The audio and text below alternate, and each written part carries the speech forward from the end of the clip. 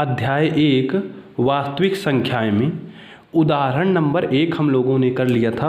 अब करेंगे उदाहरण नंबर 2। तो देखिए क्या लिखा गया है, दर्शाइए कि प्रत्येक धनात्मक समपूर्णांक 2q के रूप का होता है तथा प्रत्येक धनात्मक विषम पूर्णांक 2q + 1 के रूप का होता है जहाँ q कोई पूर्णांक है। तो इसको करने के 3 मेथड हैं, जिसमें से एक जो सबसे नॉर्मल मेथड है पहले हम वो देखेंगे, फिर इसके बाद जो आपकी बुक में दिया हुआ है उदाहरण जैसे लगा हुआ है दूसरा मेथड देखेंगे, इसके बाद तीसरा मेथड भी इनसे मिलता जुलता हुआ है उसको देखेंगे। तो पहले मेथड में देखते हैं कि कहता है कि 2q सम धनात्मक पूर्णांक होगा और जो विषम धनात्मक पूर्णांक होगा वो 2q + 1 के रूप में लिखा होगा। यानी जो सम धन पूर्णांक होगा वो 2q के रूप में होगा और जो विषम धन पूर्णांक होगा या धनात्मक विषम पूर्णांक होगा वो 2q + 1 के रूप का होगा। तो सबसे पहले क्या करते हैं, हम लोग पूर्णांक ले लेते हैं बारी बारी से और उनमें से देखते हैं सब में से रख के कि 2q में जब उस पूर्णांक को रखा तब क्या मिला, 2q + 1 में रखा उस पूर्णांक को तब क्या मिला। तो देखिए लेते हैं q = 1, ठीक है, और फिर ले लेंगे q = 2, फिर ले लेंगे q = 3। तो जब q = 1 लिया तब आपको क्या मिला 2q में, तो 2q में मिला आपको 2 तो कांस्टेंट है यानी 2 बना रहेगा, और 2 में से जब q को आपने 1 लिया तो 2 एकम 2 मिला आपको, ठीक है। अब जब आपने 2q के लिए 2 वैल्यू ली q की तो मिला आपको 2 दूनी 4।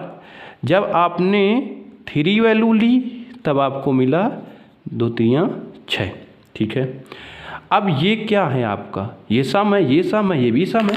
तो ये जो सारा कुछ मिला आपको 2q में कोई भी q लेने पर यानी कोई भी पूर्णांक लेने पर जो मिल रहा है तो वो क्या मिल रहा है, सम। ये मिला कि नहीं सम, ये भी सम मिला और ये भी आपका मिला सम, ठीक है। अच्छा, जब आप उसी पूर्णांक को 2q + 1 में रख रहे हैं तब आपको क्या मिल रहा है देखेंगे, तो 2 × 1 + 1 यानी 2 एकम 2, 2 1 3, ठीक है। अब जब आपने 2 लिया तो 2 × 2 + 1 है ना, 1 तो रखा ही नहीं ना, तो 2 दूनी 4 1 5 मिला। जब आपने 3 लिया + 1 बराबर आपको मिला 3 दूना 6 1 7 मिला। तो यहाँ पर देखेंगे इसमें क्या मिला रखने पर, ये मिला आपको इसमें रखने पर विषम, ये मिला आपको विषम। ये भी क्या मिला यहाँ से, ये भी आपको मिला विषम, और फिर उसके बाद यहाँ पर क्या मिला, ये भी आपको विषम, क्योंकि ये क्या होते हैं 3 5 7 विषम होते हैं।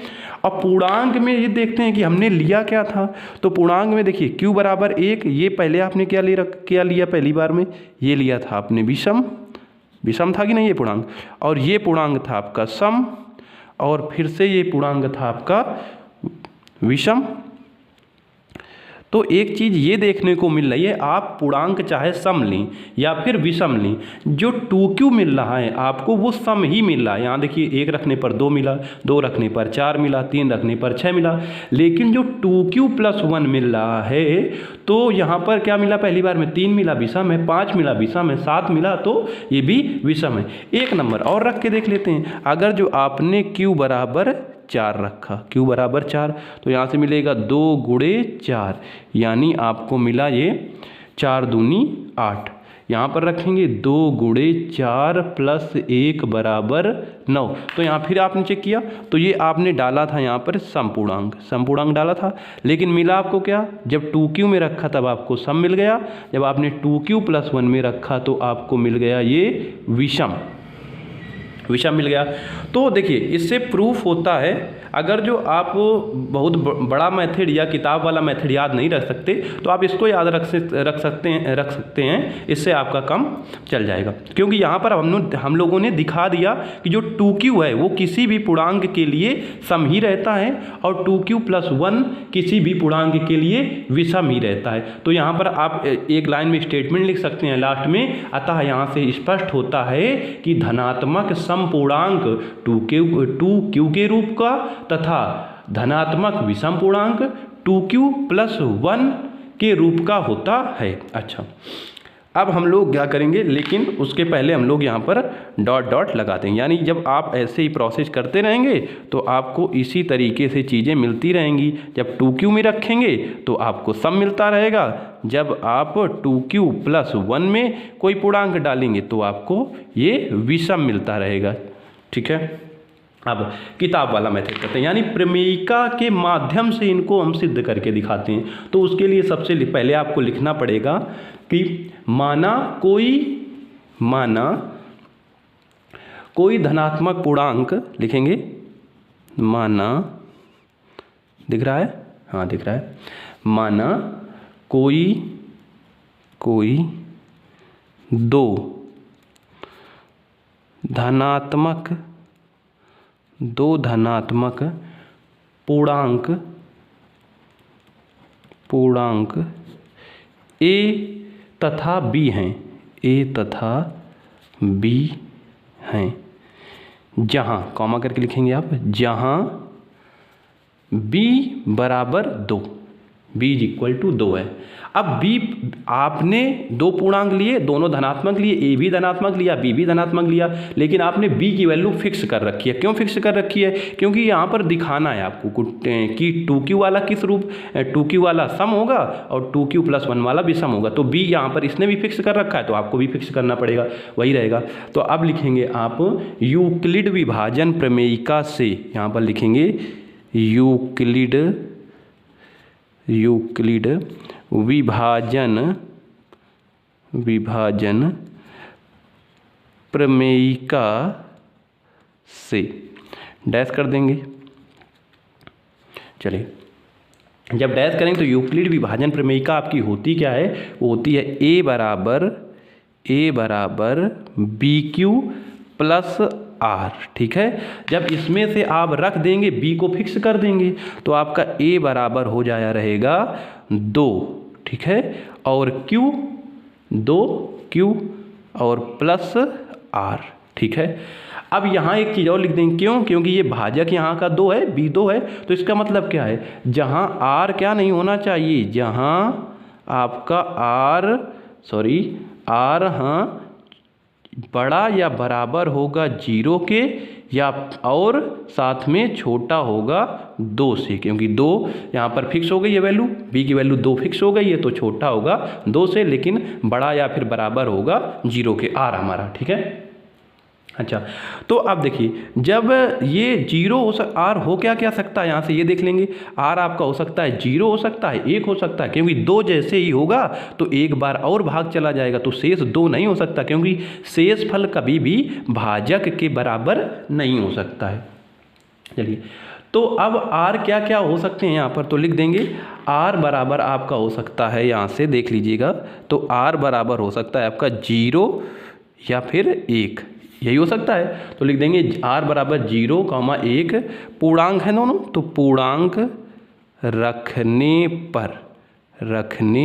पर तो बारी बारी से हम इनको रख के देख लेंगे। तो आप यहाँ से लिख लीजिएगा फर्स्ट स्टेप। ठीक है, फर्स्ट स्टेप में आप रख के देखिए, जब रखा आपने तो a बराबर आ जाएगा आपका 2q + 0, 2q + 0। जब पहली बार में आपने क्या लिया, r क्या लिया, यहाँ पर 0, यहाँ पर हम लिख भी देते हैं थोड़ा सा, तब पता रहे आपको, r बराबर 0 पर। चलिए, तो ये आ गया। अब देखिए 2q है, तो 2q का एक गुणनखंड आप देख रहे हैं कि 2 है, क्योंकि q के गुणांक में 2 है। अब किसी के भी गुणांक में 2 होता है तो वो तो वैसे ही सम संख्या होती है, तो उसी स्टेटमेंट को हम लोग अपनी भाषा में समझाकर लिख देंगे। क्या लिखेंगे q सम संख्या दो का गुणज है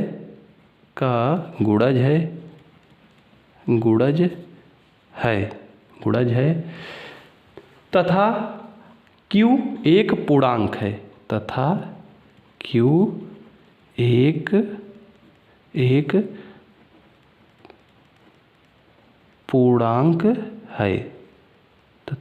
एक पूर्णांक है ठीक है। अतः प्राप्त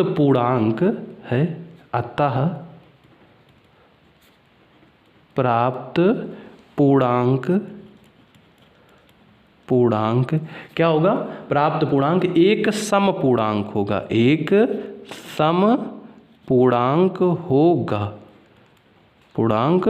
होगा क्योंकि आपको पता है कि जब किसी के भी गुणे में 2 होता है तो वो हमेशा एक सम पूर्णांक ही आएगा। चाहे 5 गुणे 2 लिखा आपने तो 5 के साथ गुणे में क्या है? 2 है, तो वो 2 जब गुणे में रहेगा तो उस संख्या को सम कर देगा, चाहे वो सम रही हो या फिर विषम रही हो, जैसा कि आप ऊपर देख भी चुके हैं जो आपको पहला मेथड बताया गया था। चलिए ये हो गया। अब आप इसी का सेकेंड नंबर उठा लीजिए, मतलब इसी का सेकेंड जो रो है उसको उठा लीजिए, यानी आप क्या करिए r बराबर 1 रखिए यहाँ पर। तो देखते हैं दूसरे में जब r बराबर 1 रखेंगे तो क्या हो जाएगा? a बराबर 2q प्लस 1 हो जाएगा। जहाँ आपने क्या लिया है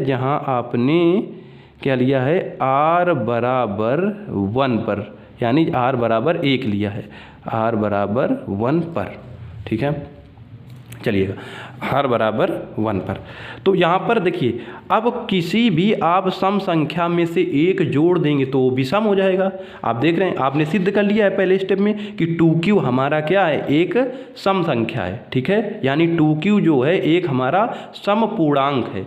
तो जब किसी भी सम पूर्णांक में आप एक जोड़ देंगे, यानी कोई भी मान लीजिए 4 होता, 4 में अगर जो एक जोड़ते तो आपको विषम मिलता, तो उसी बात को आपको लिख देना है। लिखेंगे यहाँ पर 2q, यहाँ पर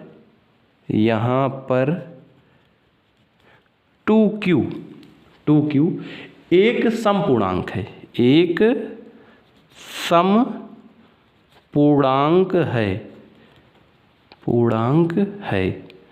पूर्णांक है, परंतु एक जोड़ने पर विषम पूर्णांक प्राप्त होगा।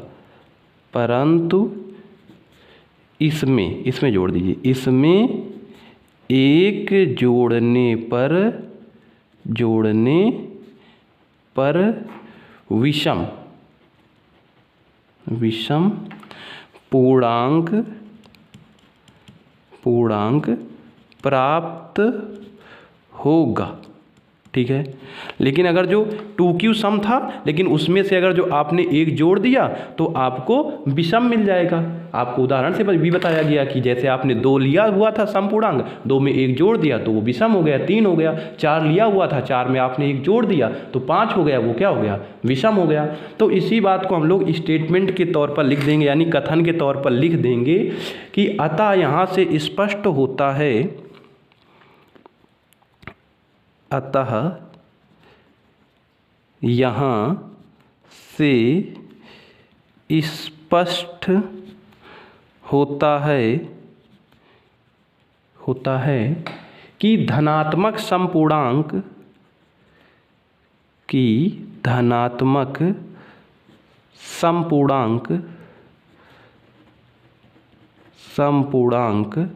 किसके रूप का होगा?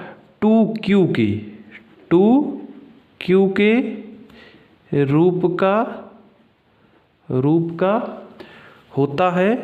के रूप का होता है तथा धनात्मक विषम पूर्णांक किस रूप का होता है? 2q प्लस 1 के रूप का होता है। मेरे क्वेश्चन करने के बाद स्टेटमेंट लिखना बहुत आवश्यक है, यानी इसमें से आपको स्टेटमेंट लिखना इसलिए आवश्यक हो जाता है क्योंकि ये प्रमेय पर आधारित आपने मेथड लगाया है, ठीक है। तो जो आपसे क्वेश्चन में कह रहा था उसको आपने लिख दिया कि हमने ऐसा सिद्ध कर दिया। तो ये मेथड आपको समझ आया होगा। अब जो तीसरा मेथड है उसको तेज़ी के साथ देख लेते हैं, उसमें ज़्यादातर चीज़ें लिख कर रखी गई हैं ताकि समय आपका कम लगे। चलिए, तो क्वेश्चन पहले एक बार देख लेते हैं क्या था क्वेश्चन, फिर से करते हैं आगे। था क्वेश्चन आपका था, दर्शाइए कि प्रत्येक धनात्मक समपूर्णांक 2q के रूप का होता है तथा प्रत्येक धनात्मक विषम पूर्णांक 2q प्लस 1 के रूप का होता है जहाँ q कोई पूर्णांक है। तो देखिए, अब देखिए, तो इसमें से समधन पूर्णांक और विषम धन पूर्णांक को लेकर प्रश्न को हल करना है। तो सबसे पहले हम लोग छांट लेंगे कि हमारे धनात्मक समपूर्णांक क्या होते हैं, 2, 4, 6, 8 लिखेंगे। धनात्मक समपूर्णांक बराबर 2, 4, 6, 8 डॉट डॉट सॉरी, धनात्मक विषम पूर्णांक क्या होते हैं, 1, 3, 5, 7 डॉट डॉट ये होते हैं।